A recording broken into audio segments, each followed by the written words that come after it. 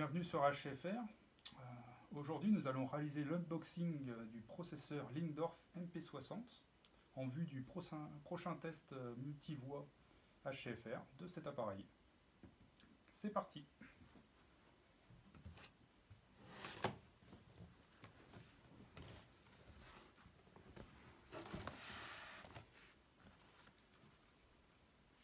Donc, avec l'appareil est fourni un carton auxiliaire qui contient en fait tous les accessoires, la télécommande,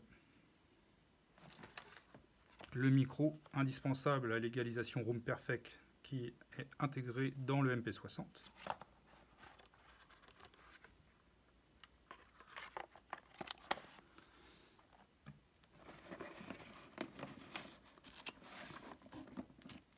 le câble XLR qui sera utilisé par le micro pour les prises de mesure, le classique cordon d'alimentation,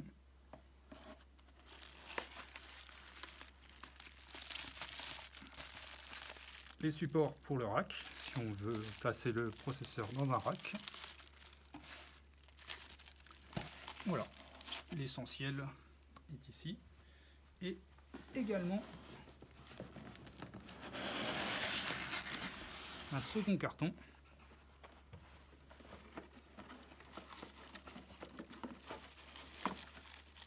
qui va contenir les accessoires liés au trépied.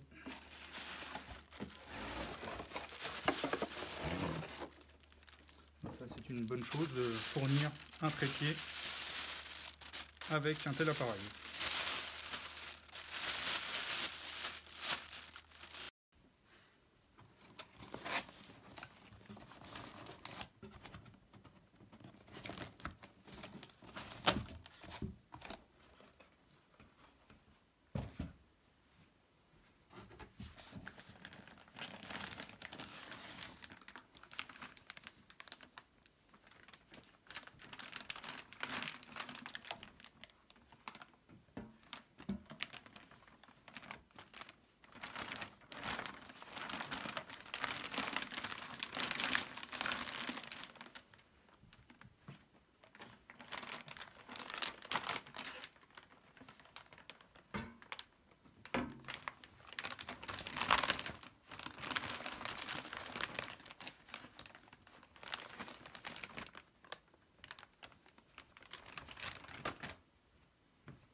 La protection.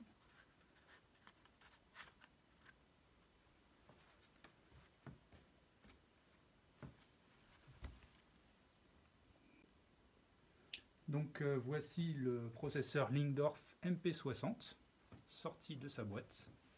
Donc un processeur assez sobre en apparence, puisque il n'est pourvu en façade que de son bouton de volume, donc ce roulement, aucun frottement. C'est propre. Et puis la sélection d'entrée, cran T. Et puis il y a un bouton aussi de mise en veille. Ici, ce sera l'affichage des informations LCD en façade. Donc un bel appareil, sobre. Et si on regarde la face arrière,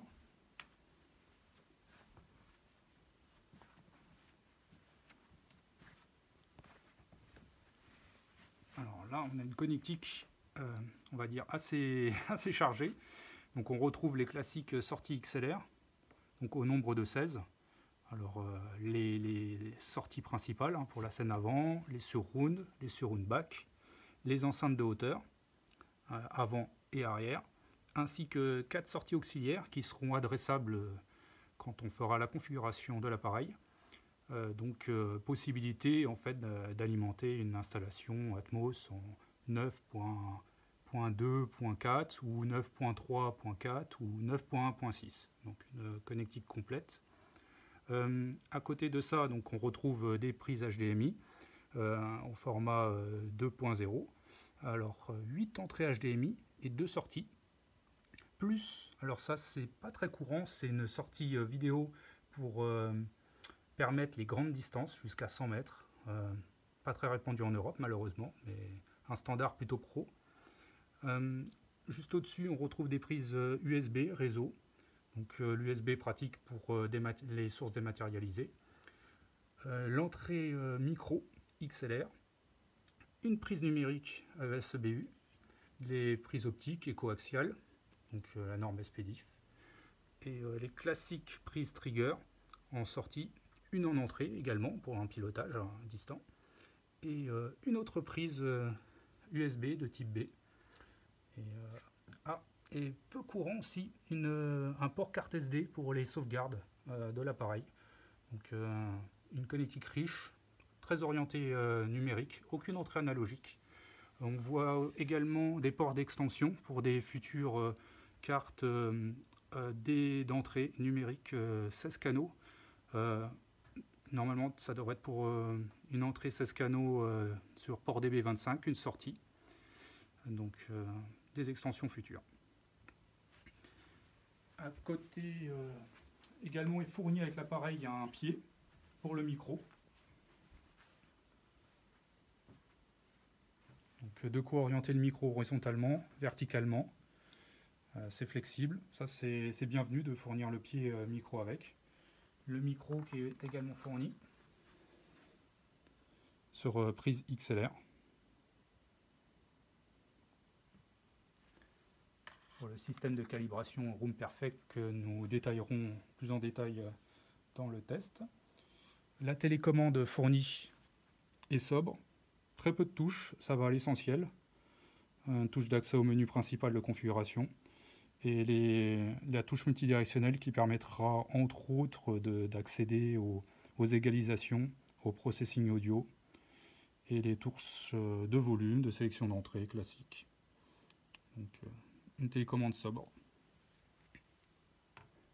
Le câble XLR de connexion du micro. Un autre adapteur pour le positionnement du micro sur son trépied. Et le cordon d'alimentation. Voilà, je vous dis à très bientôt pour le test HCFR du Lingdorf MP60.